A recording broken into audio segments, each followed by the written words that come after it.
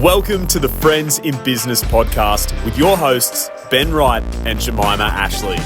Ben, known as the sales strategist, and Jemimah, our resident visibility expert, are here to share their wealth of knowledge and experience with a little fun along the way. Whether you're a leader, entrepreneur, or aspiring business owner, this is the podcast where we share everything we know about business to help you succeed. Let's get started. Welcome to the Friends in Business podcast.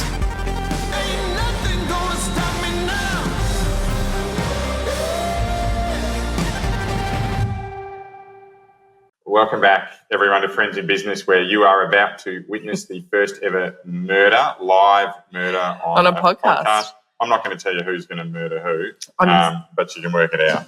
I'm in trouble. So, you know what, this all comes after we had a great morning where Jemimah has actually brought me up some, or my daughter, I think more importantly, up some honey. And it's quite cool, right? Tell me about this, a very different technique around harvesting honey. Yeah, I've just started working with a company. I'm sitting in there 1 day a week, helping out a company at the moment called Hive Keepers, really doing honey harvesting. So instead of it being this very ancient, traditional way of doing it with smoking things and having to do a massive amount of honey, it's just become a very small, little compact device that sits on your kitchen bench, and you can get farm-to-table honey in under a minute.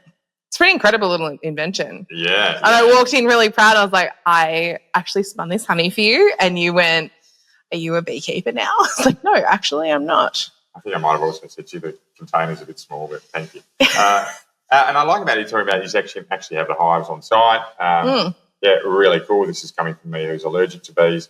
But I'm looking forward to tasting it, and no doubt my little one will come roaring through the door at some point. Yeah. And she'll want some of Advantage Jemimah's special honey on toast. It's fair. It's fair.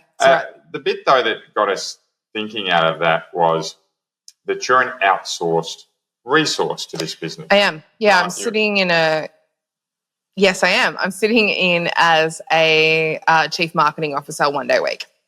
Excellent. Okay. Outsourcing is something that many businesses look at, but can be a little bit hard to demystify. Yes. Right? When to outsource versus having, well, in fact, the first question is, when do you actually need support, right? And then what does that support look like? Is it outsourcing versus part-time roles versus casual roles versus full-time roles? I'd argue subcontracting is a form of outsourcing, but a little bit different to some of the traditional outsourcing, right? Outsource a role 1 day a week versus you generally will subcontract a job, a specific job. Subcontracting often actually falls into mostly around your blue-collar trades. So, really hard one to demystify. So I think today we're going to have a go at exploring the wonderful world of outsourcing. Yeah, this came up when we were talking about the honey, and I just said, I'm sort of sitting in as a contractor a little bit, and how incredible it was to have the opportunity to be really embedded in a business and not actually have to be making any decisions, which was it's quite a nice little change. So, Ben, love to ask you, have you ever outsourced to start with? Look, absolutely. I have outsourced almost every function. I'm just thinking through this. Almost every function I've ever had in a business. Look, sales have probably worked through commission agents. I'd say that's probably the area I've outsourced the least because I've always had reasonably strong competency around that. But yes, have outsourced the majority of positions in a business. We grew our largest business grew from pure startup to about $40 million revenue. This is outside of the corporate work I've done. Obviously worked for corporate businesses far bigger, but at a private level, we went from 0 to 40 million in about annual run rate in about 7 years, right? So we had some serious hiring to do over that period. I think we ended up with 80 staff and 200 subcontractors. So over that journey, there's lots of different permutations and combinations that you run. Yeah. One of the hardest times in that situation is to know, when do you go from having Susan come in to do 1 a day a week versus do we need to get a full-time person in? Do we need an intern? Can we get a virtual assistant to do that? Yeah. And really want to go through today what that looks like for different businesses at different levels. Yeah. So one of the things I do is I tend to work with businesses that are sort of sitting in that $3 million. Yeah. So they're usually sitting at around 250 to 500,000 heading to $1 million. And one of the first conversations we have to have is, what can we get rid of immediately? Because often the thing that's stopping people hitting that next level financially is too much actual practical work in the business rather than on the business. For them. for them. And they are doing too much themselves. For themselves. So, and it can be as simple as social media posts. It can be as simple as an award application that they're writing themselves and taking a day out of their life to go and do. It can be as minute as they're still doing their own BAS or still doing their own zero matching up. It's a tiny task. It might take 5 minutes, but the sum of those tasks are eating days out of your week. Yeah. I fundamentally agree. Look, I mean, obviously work with businesses from the startup scale through to our largest is just north of $5 billion. In fact, they're closing in on $6 billion in revenue. And I'd have to say the principles often are pretty consistent around how you approach outsourcing or not, albeit, right, with different depths of cash in the pocket. So, yeah, let's talk about it. Well, perhaps let's go through first your approach to outsourcing. Yeah, great. So I initially started doing outsourcing with having virtual assistants. That was sort of my first thing that I ever did. And that was my first little toe dip into like getting rid of work off my desk. And I did this in a couple of ways. One, I looked at international outsourcing. Yeah. I looked at using, particularly around the Philippines was a big place for me. Yeah. I engaged with a couple of places, sent work out. Now, I'm not saying all places are bad. I'm not saying all are good. I didn't have a terrific experience. There was definitely the things I needed to have language skills that my VAs definitely didn't have the capacity for.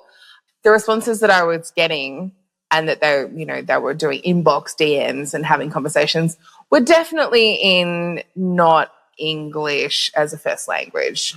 We definitely saw some breakdowns there. So that became very clear very early on. I needed to step away from that. That wasn't for me. Definite time and place. If you have things that photo editing is a good one.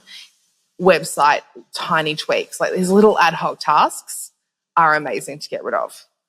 I then went onshore and got a VA to come on board there.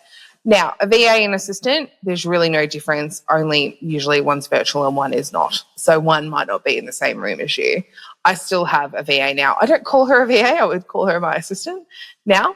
That was how that started for me. And that made the world of difference. Being able to delegate tasks that were repeatable. Getting rid of the repeatable things that were never going to change.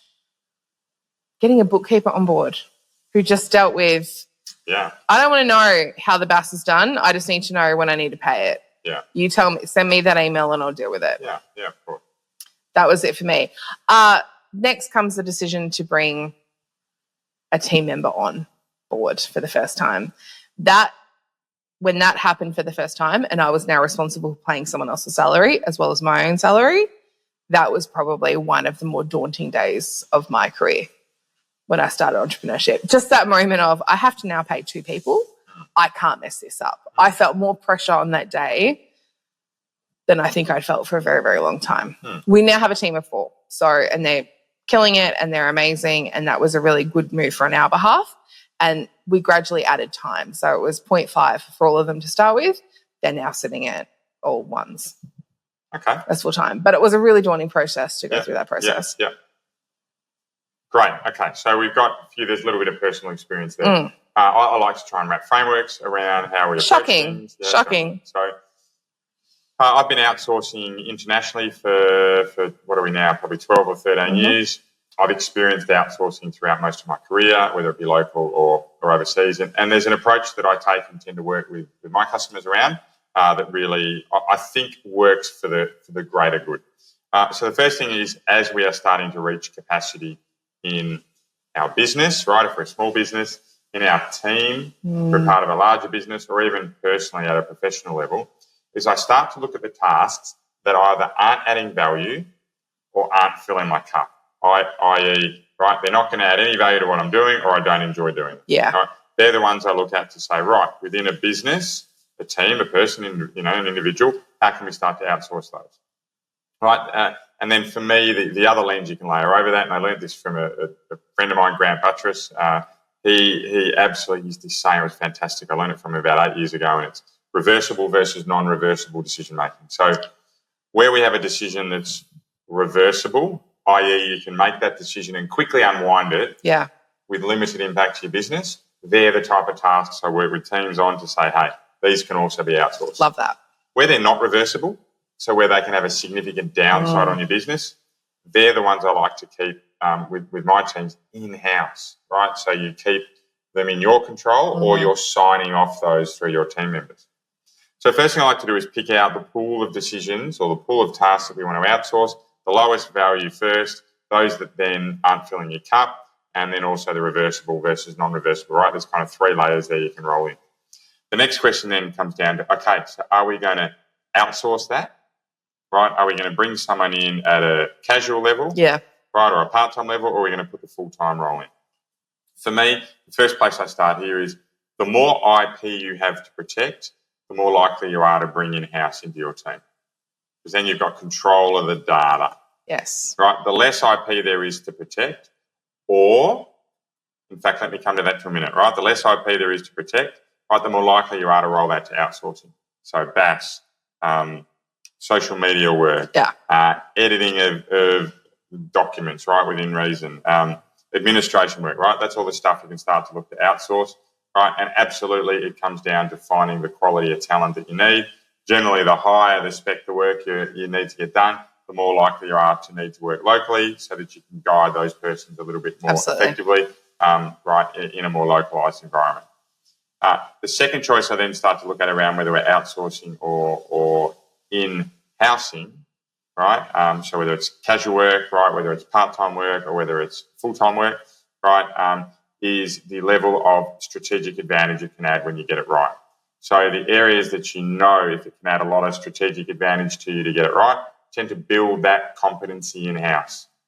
Because then you have other people, right, when you're teaching something very special about your business. Let's say your business is in the game of building custom furniture, right? Business to business or business to consumer, right? When there's certain design fundamentals that you've developed or ways of manufacturing that are a little bit unique to you, right? And instead of outsourcing that, right, where you hold that in-house and can start to build competency within your team, you then have a scalable business, because it's not just you that knows that manufacturing process or that design process, right? You start to train others within your business. And I think it's really important. You're absolutely right with the IP. Once you start doing things offshore, you are extremely likely that while you have Megan working on your day-to-day activities, Megan may not always be there and someone else might be sitting in that. There will be absolute pool and hundreds of people have access to everything that you provide. As a general rule for these sort of outsourcing places internationally. I'd probably on that one say if where you're outsourcing can't guarantee that they are firewalling data, right, and they're putting an island around your data so that only a certain number of people are seeing it, I wouldn't be dealing with it.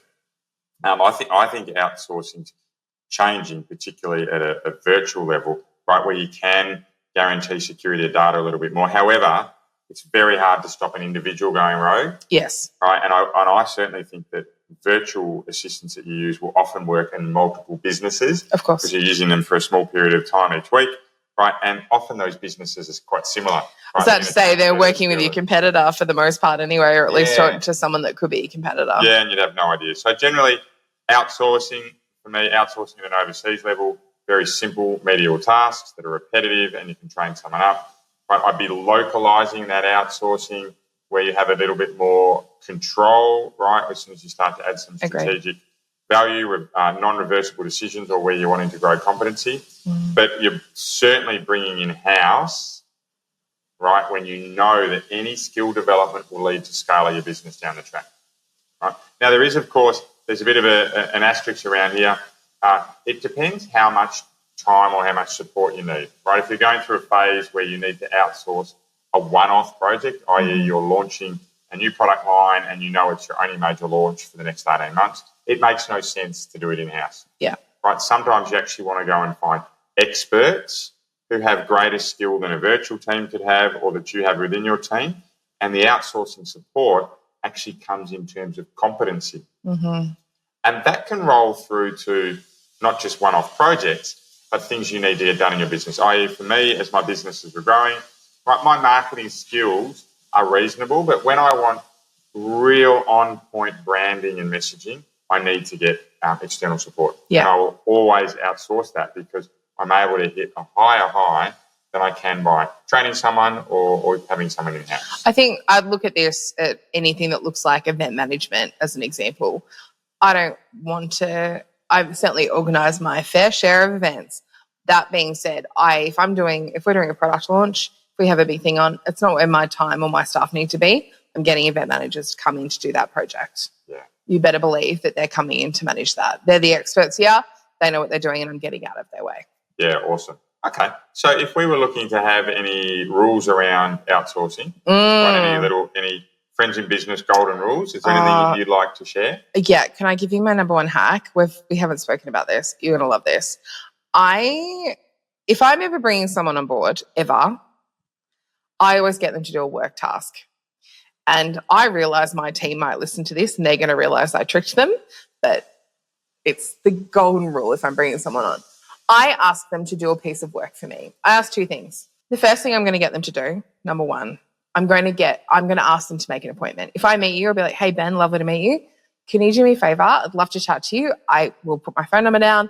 Can we meet next Tuesday at 10 a.m.? Can you please send me a calendar invite and a Zoom link? Thanks. And then I will hang the phone up. Now, you would only think that one thing would happen in that situation, that I would get an invite to go to this meeting. You would be surprised how many people don't either hear that and don't understand the instructions. That's the first thing I'm going to do. I'm going to get them to a really menial, repetitive task. And is this is for outsourcing internationally, or is this for any outsourcing? Any outsourcing? I'm like, hey, I'm just out and about. I always put my mobile number. Let's have a chat about it. Can you do me a favor? I'm just away from my computer. Can you please give me a hand by can you just send me a link? I want to understand if you can understand what I'm asking for. I want you to hear, I need a calendar invite and a Zoom link. Have you got a Zoom room? Yes, I do. No, I don't. That's fine. The Zoom link, just chuck that in the invite. I always problem solve with them, but I want to see if they can follow a verbal direction and not be really held down for me having to be at my email should I need that. So that's the first thing. I want to understand where we are on that. Yeah. And some people will send through just a Zoom link in an email, see you at 3 o'clock on Tuesday. It's not in my diary. It's not getting done. You once sent me an invite to my wrong inbox. I didn't turn up. I live by my calendar. The second thing I'm going to do is I'm going to ask them to do a piece of work. Whatever the work is, let's use social media as the example. I need you to make a social media post. Here is the template. Here are the colors. Here's what I need it to say. But I'm always going to make a very intentional mistake. It might be the wrong color. It might be the wrong palette. I've uploaded the wrong document. A really obvious typo. I will make a mistake. And I'll hand it to them and say, can you please send me this back when you're ready? I'll pay you for it. Thanks very much. I make a very intentional mistake. There are three possibilities. Number one, they're not going to see the mistake at all. They're going to do what they're asked to do and not notice the mistake. Two, they're going to see the mistake, ask me what they should do, and I get some advice on how to fix it and go and change it. And three, identify the mistake, not contact me, fix it on my behalf, and not mention a word. Right. And is there anything there that I want number three every time? Right. I'm going to make mistakes. I'm going to ask you things. I'm going to send you the wrong document. I need you to think about me. For me, it shows initiative. Yeah. It shows that they are thinking outside the box. It shows to me that they understand the assignment, even when I've made an error. Yeah. Okay. So you're essentially assessing competency before you even get to any of those stages. Yes. Great. Okay. I like those as golden rules. Some competency assessment. For me, the golden rules actually work out the tasks that are, the lowest value or that aren't filling up your cup. Get that sorted first, right? And then move on to the next stages around how you're going to outsource it, right? Are they reversible, non-reversible decisions? And then, all the way through to are they tasks that are actually developing competency in your business, right? So you've got that whole paradigm of decision-making. But the golden rule for me is start with the tasks that you want to be getting some support with first before you decide to go and hire someone, right? Because that will then determine who you're hiring.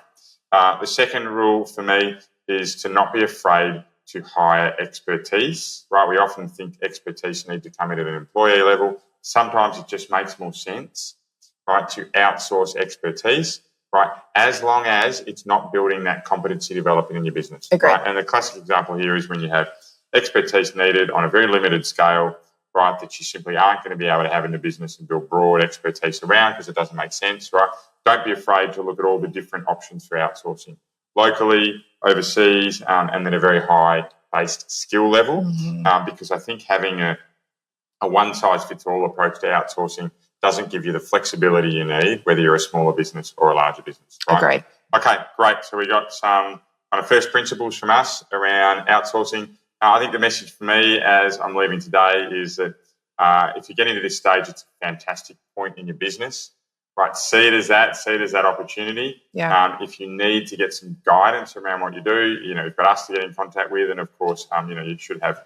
Well, for me, lots of businesses, there's plenty of support around how to outsource out there. So anything else from you today, Jemimah? Yes. The number one thing I'll say is get as much off your plate as quickly as possible. If you want to scale and grow and you want to have a thriving business, outsourcing is a great way to do that, no matter how you do it. It's a great way of stop working in your business. You have to start working on your business. Great. Okay, fantastic. Thank you. That's a few kind of complex topics we've gone through today. If everything hasn't landed, please I'd encourage you to go back and listen through it again or jump into the show notes. Right, there's lots of options out there for us when we're outsourcing.